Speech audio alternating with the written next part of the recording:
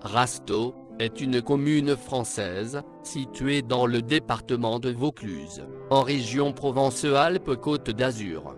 Rasteau est l'une des 16 communes à avoir le droit d'accoler son nom à la Hauts-et-Côtes-du-Rhône village. Située au nord du département, elle est à l'ouest de Vaison-la-Romaine. La colonisation romaine a laissé des traces significatives. Tout d'abord, au quartier des Hautes-Rives, une sépulture à riche mobilier funéraire. D'autres découvertes ont été répertoriées, mais sans indication d'origine: autel aux déesses mères, ornements de tombeaux, amasques scéniques, épingles à coiffure, statuettes votives, et surtout, l'épitaphe d'un préfet de la cité des Vauconces. Au Moyen Âge, l'évêque de Vaison était seigneur au temporel et au spirituel de Rasteau. La plus ancienne mention du nom du village figure sur un contrat de précaire concernant des terres du quartier de Saint-Martin. Il a été passé, en 1009, par l'évêque Pierre II de Mirabel. En 1188, Raymond de Toulouse, comte de Provence, qui avait un différend avec l'évêque Béranger de Reillanne, s'empara du village. À la Renaissance, Rasteau semble avoir totalement échappé aux guerres de religion. Le seul fait marquant de cette période reste les transformations et restaurations faites à l'église paroissiale Saint-Didier, qui subit un changement d'orientation.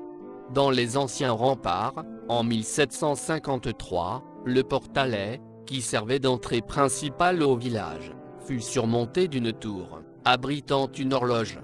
Le 12 août 1793, fut créé le département de Vaucluse, constitué des districts d'Avignon et de Carpentras, mais aussi de ceux d'Apt et d'Orange, qui appartenaient aux Bouches-du-Rhône, ainsi que du canton de Sault, qui appartenait aux Basses-Alpes. Au milieu du XIXe siècle, la commune, grâce à son terroir argileux, s'était rendue célèbre par ses bons fruits, pommes, poires et olives. Ces parties basses, souvent inondées par les crues de l'Ouvèze, étaient composées de prairies. La cave coopérative est créée en 1925. Les vignerons commencent à privilégier la qualité sur la quantité.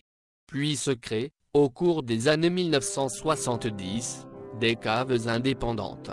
Une fête des vins originale, appelée Nuit des vins, se déroule pour la première fois, le 14 août 1986. Depuis, face à son succès, elle a été renouvelée, chaque année, à la mi-août.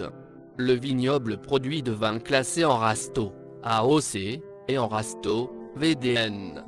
Les vins qui ne sont pas en appellation d'origine contrôlée peuvent revendiquer, après agrément, le label vin de pays de la Principauté d'Orange. Le no-tourisme recouvre de nombreuses activités de découverte, dégustation des vins, visite de caves, rencontres avec les propriétaires, découverte des métiers et techniques de la vigne, connaissance des cépages, des terroirs, des appellations, de la gastronomie locale.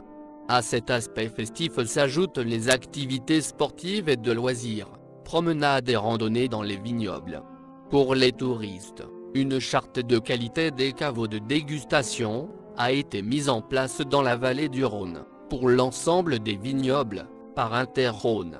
Elle propose 3 catégories différentes d'accueil, en fonction des prestations offertes par les caves. La première, dite accueil de qualité, définit les conditions de cet accueil. Un panneau à l'entrée doit signaler que celui-ci est adhérent à la charte. Ce qui exige que locaux et ensemble du matériel utilisé soient d'une propreté irréprochable, sol, table de dégustation, crachoir, verre.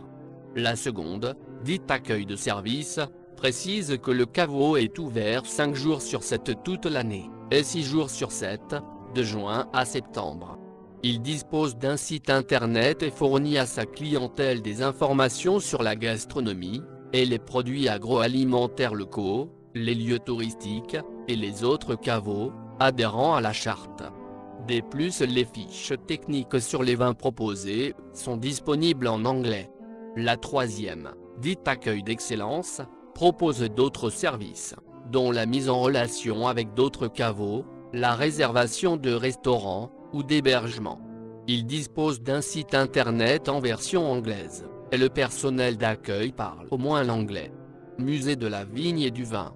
À la sortie du village, sur la route de Vaison-la-Romaine, se trouve un musée de la vigne et du vin, qui permet de découvrir, en cours de visite des 7 salles, des outils vignerons, les anciens systèmes de soins de la vigne, sulfatage, toute une collection de cartes postales anciennes, sur la viticulture vauclusienne.